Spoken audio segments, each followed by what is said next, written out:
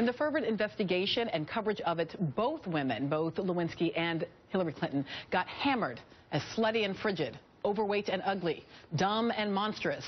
They each became cartoons of dismissible femininity, the sexually defined naif and the calculating sexless aggressor, characters who illustrated the ways that sex that's had by men as well, always redounds negatively on women.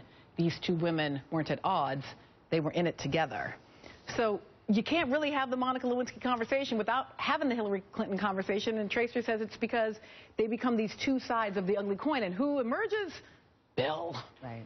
Right. He's completely absent from this narrative in any sort of negative way. Yeah. I mean, it is unbelievable. I think they both did become caricatures in this whole conversation, and it just goes to show, you know, if you're a woman and you transgress sexually in any sort of way, whether that's being the slut or whether that's being too, you know, frigid supposedly, you get attacked. There's no winning.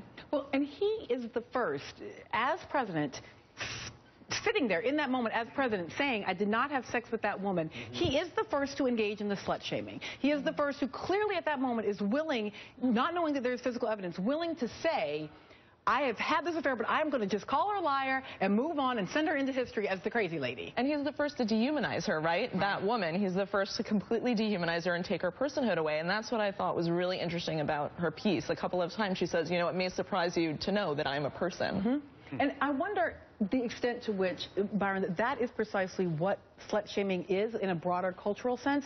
I was going back and remembering what Elizabeth Smart said after her escape from having been held. And part of what she said was that she felt that her abstinence-only education had taught her that rape survivors, as she is, that it can make them feel dirty and filthy. She said, I thought, oh my gosh, I'm that chewed-up piece of gum. Nobody rechews a piece of gum. You throw it away. That's how easy it is to feel like you no longer have worth. You no longer have value. Why would it even be worth screaming out? Why would it even make a difference if you are rescued? Your life has no value. Now, clearly, Monica Lewinsky is not a rape survivor, but there feels like there's a connection there for me. Yeah, well, I mean, because I think it's all in the same sort of, you know, it's all connected, I think.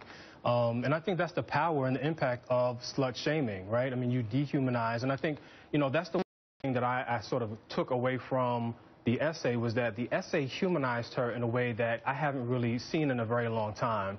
And I think that's what happens to women all of the time, especially in rape cases, especially sexual assault cases, where women are, their sexual histories are basically put on a stage for everybody to see so that they can be discredited, so that their stories could be eradicated, you know, so that they could be seen as people who are not trustworthy or lying about their assaults. And so I just think it's a tactic, you know, by men, and also women participate in this as well, in terms of making women feel as if they are less than by sharing their story and sharing their truths about any sort of level of victimization. And it's not just culture. I mean, so yeah, like on the one, amen, right? And it's not just culture, right? We just talked about the judge who sentenced someone lightly because of this notion, but we've seen this in Republican politics recently, where there's this language about legitimate rape, or even as we saw around campus rape this week, a Republican woman saying, this is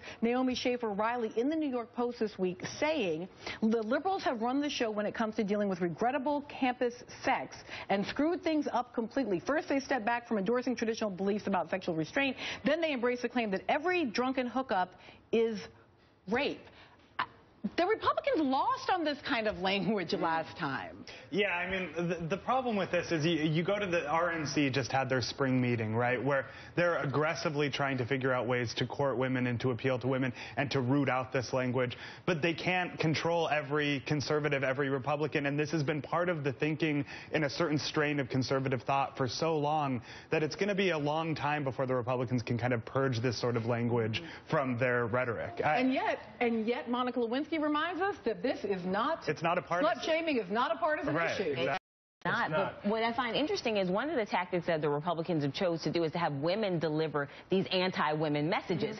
So it's just a really dumb tactic to think, oh, well, if I have an anti-woman message delivered by a woman, then that is us empowering women. And so I think that the strategy has been very misguided. But at the same time, you know, it's been misguided from our perspective.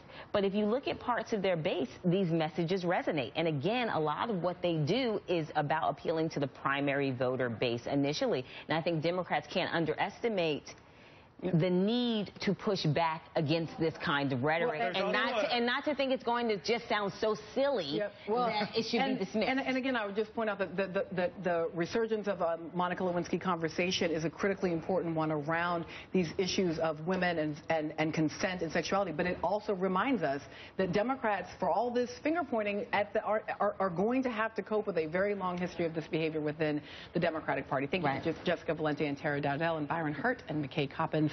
Sports fans may already know that for a number of